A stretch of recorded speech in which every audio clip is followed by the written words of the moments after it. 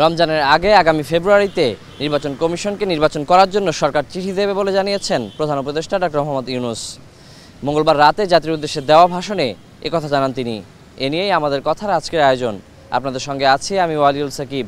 সাধারণ মানুষের মতামত জানার আগে চলুন দেখে আসি একটি প্রতিবেদন। সবাইকে আমার সালাম জানাচ্ছি। জুলাই গণ অভ্যুত্থানের বর্ষপূর্তির রাতে জাতির উদ্দেশ্যে ভাষণ দিলেন প্রধান উপদেষ্টা। স্পষ্ট করে জানালেন, সরকার আগামী রমজানের আগে ফেব্রুয়ারিতেই জাতীয় সংসদ নির্বাচন আয়োজন করতে চায়। অন্তর্বর্তী সরকারের পক্ষ থেকে আমি প্রধান নির্বাচন কমিশনারের কাছে চিঠি পাঠাবো, যেন নির্বাচন কমিশন আগামী রমজানের আগে 2026 সালের ফেব্রুয়ারি মাসে জাতীয় নির্বাচন অনুষ্ঠানের আয়োজন করেন। সকলেই মানসিক প্রস্তুতি ও প্রাতিষ্ঠানিক আয়োজন শুরু করব। দেশের ইতিহাসে বড় বড় সংঘাত, সহিংসতার পেছনে ত্রুটিপূর্ণ নির্বাচনকে দায়ী করে আগামীতে প্রবাসীদের ভোট দেওয়ার নিশ্চয়তা দেন প্রধান উপদেষ্টা। রাজনৈতিক দলগুলোর নির্বাচনী ইশতেহারে বা প্রতিশ্রুতি পরিকল্পনার কোনো কিছুতেই যেন তরুণ ও নারীরা বাদ না পড়ে, সে আহ্বানও জানান। দেশের ইতিহাসে এখন পর্যন্ত যতগুলো বড় সংঘাত, সহিংসতার ঘটনা ঘটেছে, তার সবগুলোর নেপথ্য কারণ ছিল ত্রুটিপূর্ণ নির্বাচন। আমরা ইতিহাসের কলঙ্কিত কোনো অধ্যায়ের পুনরাবৃত্তি আর করতে চাই না। পরাজিত শক্তি নির্বাচনের আগ পর্যন্ত বারবার মাথাচাড়া দিয়ে ওঠার চেষ্টা করবে, কিন্তু একটি অবাধ, সুষ্ঠু, নিরপেক্ষ নির্বাচন সফলভাবে আয়োজন করা গেলে অপশক্তির পরাজয় চূড়ান্ত হবে। ডক্টর মোহাম্মদ ইউনূস বলেন, যে সূর্য সন্তানদের ত্যাগে ফ্যাসিস্ট আওয়ামী লীগের পতন হয়েছে, তাদের মর্যাদা সমুন্নত রাখবে সরকার। জাতিকে বিভক্ত হতে না দেওয়ার প্রতিজ্ঞা করে তিনি বলেন, জুলাই হত্যাকাণ্ডে জড়িতদের অবশ্যই বিচার হবে। ইতিহাসের নির্মম হত্যাযজ্ঞে যারা জড়িত, তাদের বিচার এদেশের মাটিতে হবেই। ভেঙে পড়া অর্থনীতি মজবুত করতে সবার চিন্তায় মৌলিক পরিবর্তন আনার আহ্বান জানিয়ে প্রধান উপদেষ্টা বলেন, বঙ্গোপসাগরকে ব্যবহার করে পুরো পৃথিবীকে প্রতিবেশী বানাতে হবে। গত 11 মাসে বৈদেশিক পাওনাদারদের পাওনা সুদ ও আসল বাবদ $4 বিলিয়ন, অর্থাৎ $400 কোটি অর্থ পরিশোধ করা হয়েছে, যা এ যাবৎকালের সর্বোচ্চ। এদেশের নদী ও বিশাল সমুদ্র আমাদের মূল্যবান সম্পদ। আমরা এই সম্পদকে কাজে লাগিয়ে সমান্তরালভাবে পানিভিত্তিক অর্থনীতি গড়ে তুলতে চাই।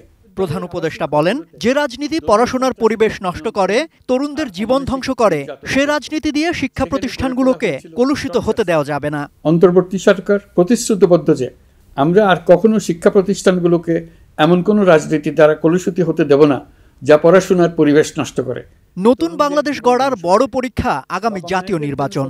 সে পরীক্ষায় উত্তীর্ণ হতে প্রধান উপদেষ্টা দেশবাসীর প্রতি আহ্বান জানান। আসুন নতুন বাংলাদেশ গড়ার প্রথম বড় পরীক্ষায় সফলভাবে উত্তীর্ণ হই। সম্রাট আনোয়ার, এটিএন নিউজ, ঢাকা। আমাদের সহায় হন। এতক্ষণ দেখলাম প্রতিবেদন, এবার শুনবো সাধারণ মানুষের মতামত।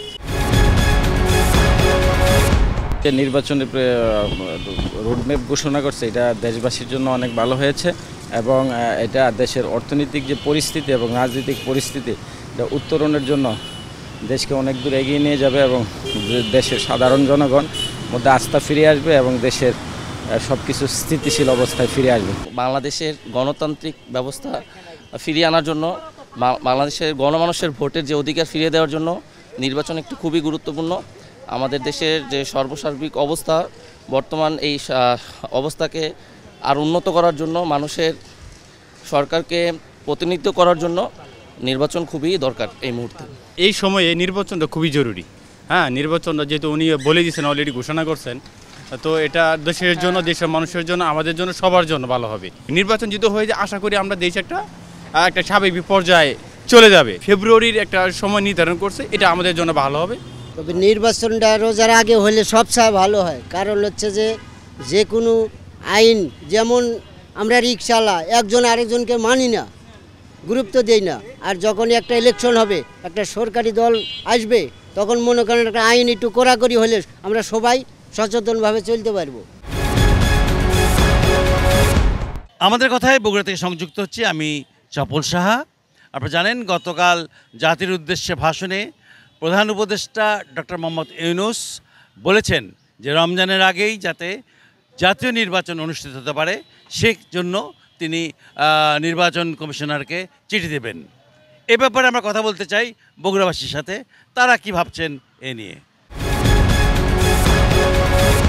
আগামী মার্চ মাসে আমরা নতুন সরকার দলীয় সরকার পাবো মনে মনে বিশ্বাস করি তার এই কথাটা তিনি রাখবেন। হ্যাঁ, আমরা উচ্ছ্বাস প্রকাশ করছি। হ্যাঁ, আমাদের ফেব্রুয়ারি মাসে নির্বাচন হবে। যে বর্তমান ইন্টারিম গভর্নমেন্টের যিনি প্রধান ডক্টর মোহাম্মদ ইউনূস উনি বলেছেন যে আগামী ফেব্রুয়ারিতে নির্বাচন হবে। তো আমি মনে করি যে এটাকে আমরা সাধুবাদ জানাচ্ছি এবং আমরা জনগণ এই ভোটটা যেন স্বতঃস্ফূর্তভাবে দিতে পারি। আমাদের ভোটে যে দলই ক্ষমতা আসুক না কেন, এরকম গণতান্ত্রিক একটা দল দ্রুত নির্বাচনের মাধ্যমে ক্ষমতা আসার দরকার বলে আমি মনে করি। দেশবাসী যে একটি আমাদের গণ অভ্যুত্থান হলো, এই প্রত্যাশা জনগণের একটা প্রত্যাশা ছিল যে কিছু মৌলিক সংস্কার করে নির্বাচনে যাওয়া। আমার মনে হয় জনগণের এই মৌলিক চাহিদাটা, গুরুত্বপূর্ণ এই চাহিদাটা, দাবিটা কিছু গুরুত্বপূর্ণ সংস্কার করেই নির্বাচন করাটাই সর্বোত্তম হবে, কেননা এই সংস্কারটা অত্যন্ত গুরুত্বপূর্ণ। এই মুহূর্তে একটা নির্বাচিত সরকার দরকার, কারণ যেভাবে প্রতিপক্ষকে ঘায়েল করতে অনেকে যেমন মব সৃষ্টি করছে, সারা দেশে বিভিন্নভাবে আইন শৃঙ্খলার অবনতি ঘটছে। এই আইন শৃঙ্খলা পরিস্থিতি নিয়ন্ত্রণের জন্য একটা নির্বাচিত সরকার দরকার, যত দ্রুত নির্বাচন করা যায়। এখন যারা নির্বাচিত সরকার আসবে তারাই পারবে এই অস্থিতিশীল পরিস্থিতিকে নিয়ন্ত্রণ করতে। প্রধান উপদেষ্টা জাতির উদ্দেশ্যে ভাষণে বলেছেন, আগামী রমজানের আগে ফেব্রুয়ারি মাসে নির্বাচন কমিশনারকে চিঠি দিবে বর্তমান সরকার। এই নিয়ে সাধারণ মানুষ কি ভাবছেন তাদের মতামত জানাতে আমাদের কথার আজকের পর্বে কুমিল্লা থেকে যুক্ত আছি আমি হুমায়ুন কবির জীবন। জানাবো তাদের মতামত। প্রধান উপদেষ্টার যে ভাষণ ছিল সেটাকে ইতিবাচক মনে করছি এবং স্বাগত জানাচ্ছি। উনি যেটা ওনার বক্তব্যে যেটা বলেছে যে ইতিমধ্যেই হয়তোবা আগামী 2-3 মাসের মধ্যেই উনি একটা নির্বাচনের জন্য একটা চিঠি দিবে। তো আমরা আশা করি যে বাংলাদেশে এই ডক্টর মোহাম্মদ ইউনূস যে পদক্ষেপ নিচ্ছে সেটা আশানুরূপ।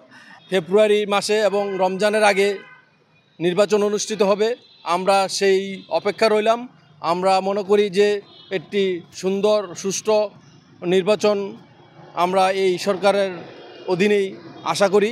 সরকারের পক্ষ থেকে নির্বাচন কমিশনকে চিঠি দিয়ে আগামী ফেব্রুয়ারি মাসের অর্থাৎ রোজার আগে নির্বাচন প্রক্রিয়া শেষ করার জন্য অনুরোধ করবেন বলে আশ্বস্ত করেছেন। এতে বাংলাদেশের জনগণ প্রধান উপদেষ্টাকে স্বাগত জানিয়েছে, রাজনীতির দলগুলো স্বাগত জানিয়েছে। আমি কুমিল্লাবাসীর পক্ষ থেকেও স্বাগত জানাচ্ছি। আমাদের কথার আয়োজন এ পর্যন্তই। আজকের মতো বিদায় নিচ্ছি। আমি ওয়ালিউল সাকিব। আবার হাজির হব অন্য কোনো দিন অন্য কোনো বিষয় নিয়ে। সে পর্যন্ত সবাই ভালো থাকুন, সুস্থ থাকুন। চোখ রাখুন 18 নিউজে।